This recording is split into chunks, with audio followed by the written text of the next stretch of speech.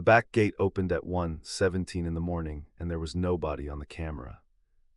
My name is Marcus, I'm 31. I work remote IT support, and I live alone in a single-story rental in the hill country outside Kerrville, Texas. The property backs up to a cedar break. My nearest neighbor is about a quarter mile down the county road.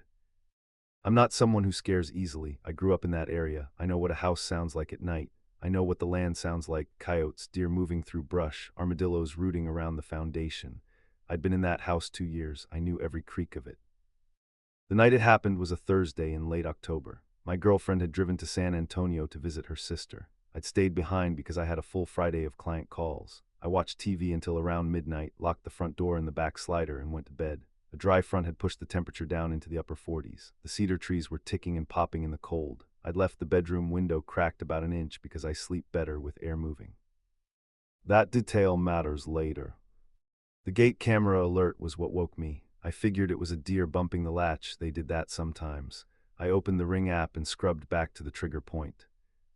The gate was open. It had been closed when I went to bed. I watched the whole clip. Nothing came through. No deer, no coyote, nothing. The gate just opened and the clip ended. Wind, I told myself. The latch had been loose for weeks. I set the phone down and tried to go back to sleep. 20 minutes later, the back door cam triggered. Timestamp 1:38 in the morning. The porch light had kicked on. The clip showed my patio, 2 plastic chairs, the grill I never used, empty. But that light doesn't trigger unless something moves through the sensor zone. It covers a 15-foot arc. You have to be standing on or near the porch to set it off. I got out of bed, turned on the bedroom light, then the hallway, then the kitchen. I stood in the kitchen and listened. Normal quiet, the refrigerator hum, the tick of the baseboard cooling off, the faint push of wind along the eave, all the sounds I knew, nothing that didn't belong. I went back to bed and left the kitchen light on. At 2:11 in the morning, someone knocked on the back door. Not hard, not frantic, 3 slow, even knocks. Patient, that's the word that landed. It sounded patient. I was out of bed before I finished the thought. I grabbed the Ruger 9mm from the nightstand, racked it, and stood in the hallway. I did not go to the door. I pulled up the live feed on the back cam. The porch was lit up, nobody visible. But someone had knocked. I heard it clearly. 3 knocks, the kind you knock when you have all night. I called out, "Who's there?" Not loud, just enough. Nothing. I stood in the hallway in my socks. The cold air coming through the cracked bedroom window carried the smell of cedar and dry limestone. Then I noticed it. The thin bar of yellow light under the back door. It went dark in 2 patches, then came back, like weight shifting from one foot to the other. Then it was just light again. I stood there for about 4 minutes. The back cam showed nothing. The front cam showed nothing. The gate cam showed the gate still standing open. I called the Kerr County non-emergency line. They said a deputy was about 12 minutes out and they'd have him swing by. I thanked the woman and told her I'd call back if it escalated. I waited 10 minutes, then 15. By 2:40, nobody had come. At 2:44, the gate cam triggered again. This time, someone was on it. He came through the gate walking slowly, dark jacket, hood up. He wasn't running. He wasn't hiding. He walked straight toward the back of the house like he had a reason to be there. The camera caught maybe 4 seconds of him before the frame edge cut him off. I called 911. I told them I had an intruder on my property, gave them the address on County Road 1338, and the dispatcher said a unit was en route. She told me to stay inside and keep the lights on. I moved to the kitchen. I stood off to the side of the sliding door so I wasn't silhouetted in the glass. Porch light still on, both plastic chairs, the grill, the beginning of the cedar break past the fence line. No one visible. Then I heard something right outside the slider, a scraping sound against the aluminum door track. Someone was testing the tension on the door, just pushing gently, feeling it, not forcing it. That was the part that made my stomach drop. Forcing would have meant urgency. This was methodical, exploratory. He was learning how much give the door had. I didn't move, Ruger at my side, finger outside the guard. I watched the glass. The sound stopped after about 30 seconds. Then I heard footsteps on the gravel down the east side of the house. Slow, even, the same unhurried rhythm as the knock, moving toward the front. I moved with them, staying parallel on the inside, kitchen to hallway to living room. I got to the front window and pressed against the wall beside it. The footsteps stopped near the front porch. Nothing on the front cam. He wasn't going where the cameras were pointed. That thought arrived fully formed. He knows where the cameras are. He'd walked the property before, maybe earlier that night, maybe days before. He knew the angles. He knew where the frame edges were. He was moving in the gaps deliberately, threading between the fields of view like he had a map of the property in his head. He'd stood out there in the cedar brake and clocked every camera position. And then he'd come back. The only interior room with no exterior wall on two sides was the bathroom. I went in, locked the door, sat down on the floor with my back against the tub, and kept the Ruger on my knee. The linoleum was cold through my socks. I stayed on with the 911 dispatcher. She was calm. I kept my voice low. At 3:08, the bedroom window made a sound, a soft thud, then the distinct pop of a screen being pushed inward. I told the dispatcher. She said the unit was 2 minutes away. I heard the screen hit the floor inside my bedroom.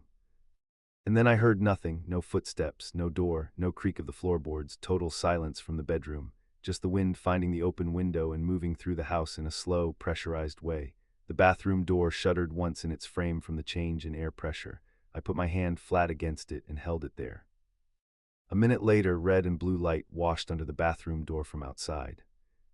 I told the dispatcher the cops were there. She told me to stay put until an officer announced himself. 3 minutes, then a knock, Kerr County Sheriff's Office, Mr. Ray's. I unlocked the bathroom door. 2 deputies, one cleared the bedroom while I stood in the hall. He came back out about 90 seconds later. The screen was on the floor, the window was open, the room was empty. They walked the full property. They found boot prints in the soft dirt along the east side of the house, fresh. They found where someone had crouched behind the cedar near the gate, probably for a while, based on the disturbed ground. One of the deputies said it looked like whoever it was had been back there before. There was a second impression underneath the fresh one, older, like a spot someone had returned to. They found no one. In the morning, I went through every clip from that 4-hour window. He appeared on the gate cam twice and the back cam once. In the clearest frame, you could make out work boots and something in his right hand. Dark material, long handle, could have been a lot of things. He never appeared on the front cam, not once. I drove to Home Depot in Kerrville and bought a new deadbolt with a reinforced strike plate for the back door and a secondary locking bar for the slider track. I filed the report that same morning. My girlfriend came back from San Antonio the next afternoon. I showed her the clips. The following week, she moved her sister's old dog in with us, a big, ugly boxer mix, name of Truck. He sleeps at the end of the bed and barks at the gate every couple of nights. I've never been sure if that's comforting. I still don't know who that man was or what he wanted. The report went nowhere. No similar incidents in the area that month, no arrest, just the boot prints, just the flattened brush that said someone had been sitting there in the cedar brake behind my house, watching in the dark. And every time I go back to that gate clip, I notice the same thing. From when the gate opens to when he walks through, there's a gap of 2 minutes and 9 seconds. 2 minutes of the gate standing open and the camera showing an empty yard. I don't know what he was doing in that gap. I'm not sure I want to. By the third morning, I found footprints in the mud under my bedroom window. The window faced a field. There was no reason for anyone to be standing there, pressed up close to the glass, in the middle of the night. But someone had been. My name is Derek. I was 29, recently out of a long relationship, and my buddy Travis had sent me a link to a rental property in Douglas County, Missouri, cheap for the week, big old farmhouse, surrounded by nothing. He said it was exactly what I needed. Travis wasn't wrong about the nothing part. I passed a Waffle House just off Highway 60 near Kabul, and that was basically the last sign of civilization for a while. After that, it was 2-lane blacktop, then gravel, then a county road with no markings, Route J, according to a bent aluminum sign I nearly missed that turned to packed dirt about 4 miles in. The rental app warned me the last stretch had no cell signal. It wasn't lying. I watched the bars drop to nothing somewhere between the gravel and the dirt. That feeling of being cut off hit me, not inconvenience, something older than that. The farmhouse was old but not falling apart. White paint, a covered porch, a rusted hay rake sitting in the side yard. The host had left a handwritten note on the kitchen table. Her name was Paulette. Most of the note was standard stuff. Don't let the fire go out overnight. Park inside the gate, not on the road. Then the last 2 lines.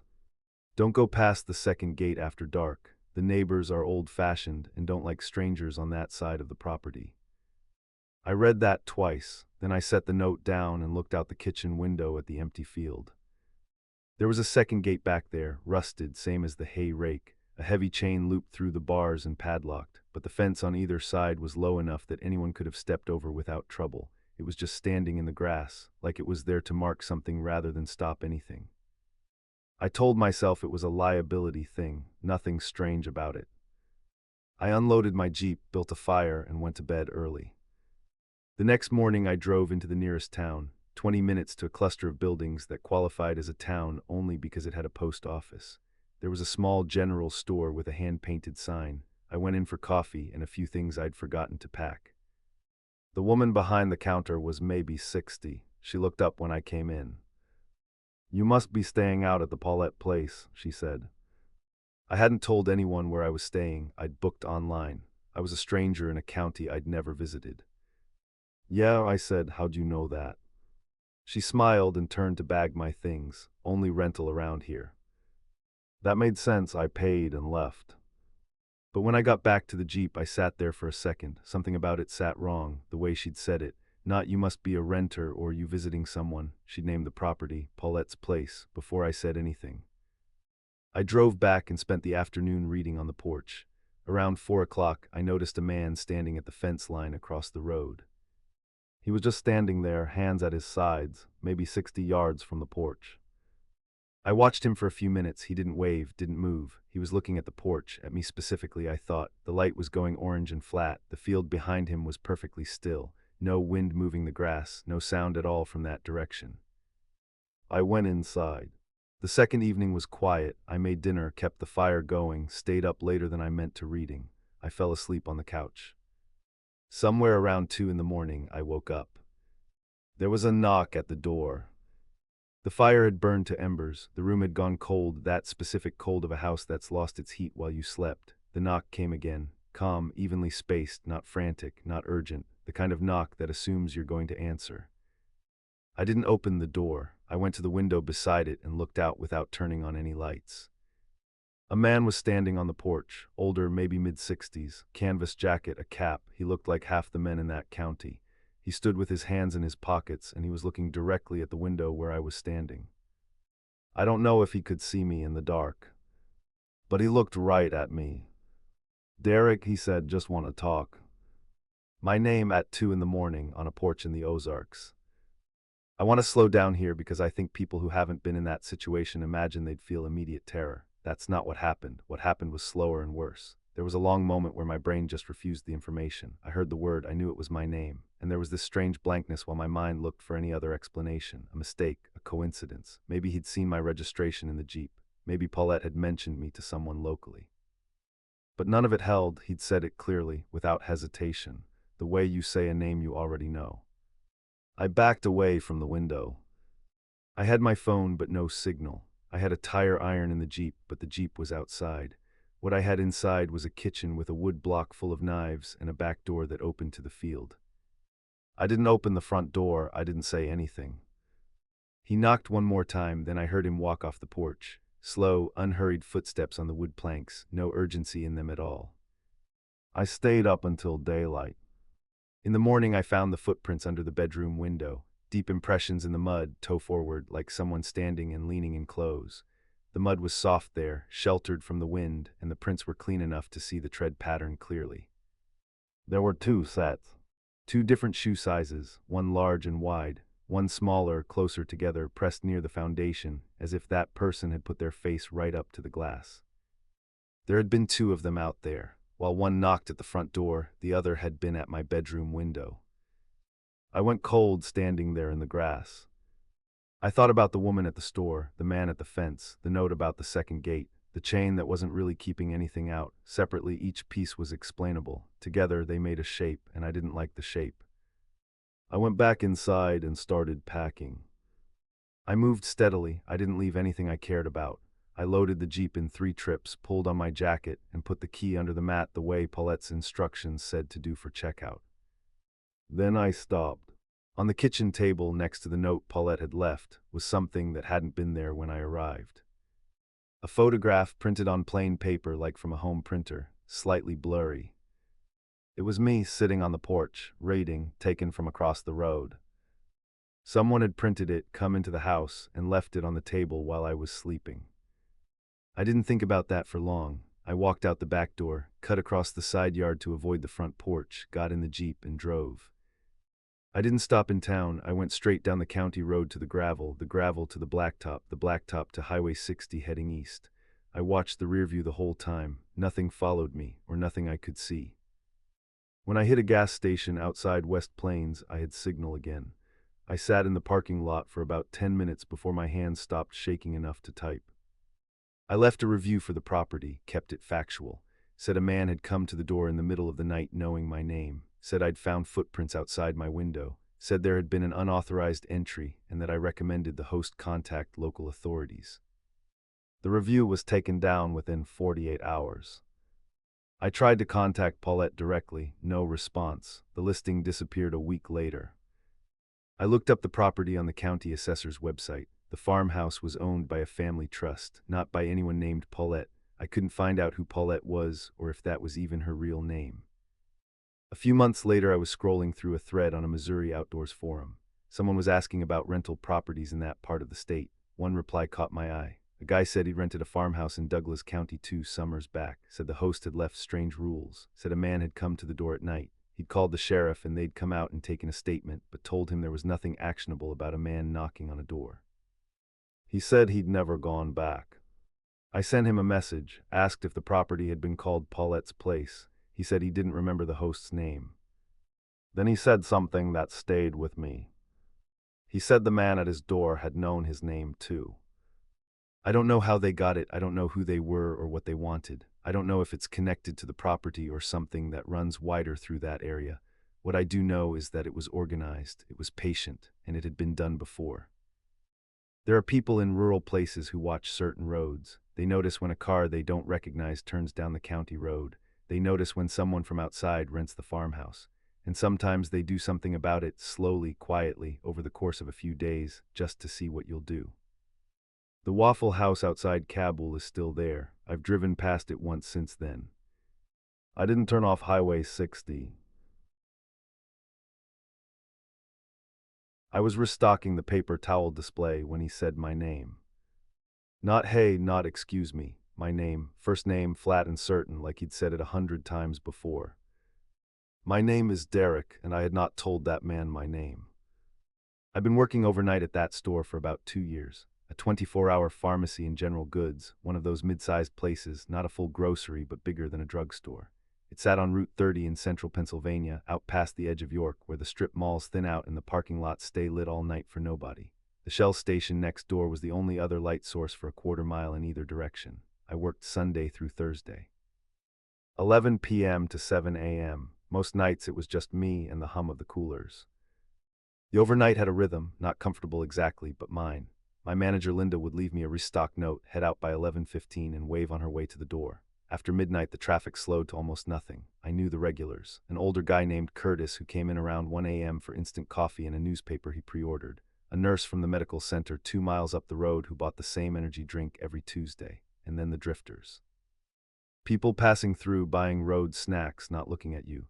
The store felt safe in a particular way overnight, quiet and empty in mine. That changed on a Wednesday in February. One of those cold, still nights where the temperature had dropped into the single digits and the parking lot had been empty for hours. No traffic on Route 30, nothing moving out there at all. Inside, the fluorescent lights buzzed a little louder than usual. The coolers along the back wall put out their low mechanical drone. Every so often the heating system kicked on with a rattling shudder. Otherwise, silence. I saw the man come in around 1:30 a.m.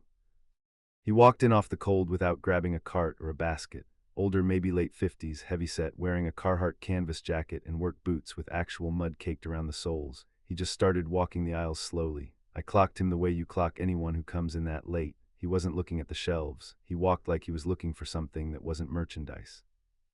I kept working, aisle 3, aisle 4. I moved to the back to grab more stock off the pallet. When I came back out, he was standing at the end of aisle 7. I told myself he was deciding on something. People do that. 20 minutes later, he was still there. I walked toward the front register to give myself a reason to pass the aisle. I looked down the length of it. He hadn't moved, not even to shift his weight. Arms at his sides, staring at the back wall like he was waiting for something on the shelf to change. The overhead light in that section had been flickering for a week. We'd put in a work order, and the occasional stutter of it made the shadows around him pulse. I looked away and kept walking. I went to the back and called Linda, no answer. It was close to 2 a.m. and she didn't have to pick up. I left a voicemail. Told her there was a weird customer standing in aisle 7, not buying anything. I tried to sound calm. I'm not sure I pulled it off. I came back out and started facing the products on aisle 5, one row over. I could see the end of aisle 7 from where I was. He was gone. I felt relieved for about 30 seconds. Then I heard him behind me. He was maybe 6 feet away, standing in the middle of the main cross aisle, hands at his sides, looking at me the way you look at someone you've been waiting for. Up close I noticed things I hadn't from a distance. His jacket was dry, but his boots were wet, like he'd walked a long way through snow and then had time to dry off somewhere before coming inside. He smelled like cold air, cigarette smoke, and something else, something stale and close, like a car that had been lived in. He wasn't breathing hard. He wasn't agitated, he was completely calm. "Derek," he said, "you know when Linda's back in." I went cold. My name tag was in my jacket pocket. I'd taken it off an hour earlier because the pin was loose and kept scratching my arm. He couldn't have read it, and Linda, he knew Linda's name too. I kept my voice flat. I told him the manager wasn't in until morning and asked if I could help him find something. He smiled. "I'll just wait." That is not a normal thing to say at 2 in the morning in an empty store. You don't wait 7 hours for a manager when you haven't told anyone what you want. I moved toward the front register. He followed, not close, but he followed. He stopped at the end of the checkout lane and stood there. I put the counter between us. I asked if he was finding everything okay. Pure retail autopilot. The words came out before I'd decided to say them. He said, "I know where everything is." It wasn't a threat exactly, it was too relaxed for that, too certain. He said it the way you'd say the sky is blue, a fact so obvious it barely needed saying. He held eye contact when he said it, not aggressively, just steadily, like he had all the time in the world and knew it. I tried Linda again, voicemail. I pulled up the security camera display on the register monitor. We had 4 cameras, 2 covering the front of the store, 1 over the back door, 1 on the pharmacy counter at the far end. The back door camera was showing a blank gray screen, not dark, just gray, like it had been turned to face a wall. I hadn't noticed that before. I didn't know when it had changed. The man bought nothing. He just stood at the end of the lane, moving a few feet in one direction, then back. Every time I looked up, he was in a slightly different position. Around 2:30, a woman came in for cold medicine. She was the only other customer in the store, and I was grateful to see her. I helped her find what she needed. When I looked back at the lane, the man had moved. He was now standing by the front door, hands in his jacket pockets. He was between her and the exit. She paid and left. He stepped aside for her, smooth and casual, didn't look at her once. Then he moved back into position. That was when I understood. Not all at once, but the pieces fit in a way that made the back of my neck go tight and my mouth go dry. He knew my name without seeing a tag. He knew Linda's name. He knew the camera was already facing the wrong direction, and that camera covered the only exterior door that could be opened from the inside without a key. He'd arrived after midnight on a freezing night, parked somewhere I hadn't seen, bought nothing, and was now standing between me and the front door, the mud on his boots, the stale smell. The fact that he hadn't once looked uncertain about anything since he walked in. He wasn't waiting for Linda. I told him I had to check the back stock. I walked to the break room and locked the door. My hands were shaking badly enough that I missed the lock twice. The room was small, a table, 4 chairs, a mini fridge, a wall-mounted phone. I stood there for a second, breathed, and tried to slow my heart down. I did not call Linda again. I called 911 from the desk phone. I told them I had a man in the store who was refusing to leave and was blocking the exit. I told them I was alone. I gave them the address, Route 30, east of York, next to the Shell station. The dispatcher was calm and kept me on the line. I sat on the floor with my back against the break room door and listened. He was moving, slow footsteps on the tile, coming toward the back of the store. Closer. Each step was unhurried and even the kind of pace that tells you someone isn't searching. They already know where they're going. He tried the break room door handle. Just once. It moved and then it stopped. He didn't knock. He didn't say anything. He didn't rattle it or try again. He just tried it once and walked away. That single quiet attempt was somehow worse than everything else that had happened all night. The police arrived 11 minutes later, two York County Sheriff's deputies. By the time they got there, the man was gone. The front door was standing open. They walked the store with me. Everything looked normal at first, but at the back the exterior door was unlatched. It hadn't been forced. It opened from the inside, which meant at some point that night it had been unlocked from inside the building. The chain that was supposed to be looped through the push bar was hanging loose, one end still clipped to the door frame, the other end just dangling. Someone had known that chain was there and known exactly how to work it. One of the deputies looked at that door for a long moment and then looked at me. He didn't say what he was thinking. He didn't have to. I wrote out a statement. They told me to contact corporate security in the morning. I called Linda at 6 a.m. She picked up this time. I told her everything. She was quiet for a while, then she said, "Nobody called to ask about me." I told her what he'd said, what he'd called her. She was quiet again, then, "Derek, I don't know how he would know my name." Corporate sent someone out 2 days later to look at the camera system. The back camera had been manually rotated, physically turned on its mount to face the wall. Whoever had done it had either been in the building before that night or had access to the stockroom sometime earlier. Nothing was stolen. Nothing was obviously disturbed. The man was never identified. I worked there for 3 more months. Every single overnight I checked that back camera first thing, before I did anything else. I got in the habit of trying the break room lock every time I walked past it. The store closed that August, lease issue, they said. I drive past it sometimes on Route 30. The windows are still lit from inside, some kind of maintenance lighting the building management keeps on, and every time I think about how from the road it looks exactly like a normal store, open and lit up, like someone's still in there working.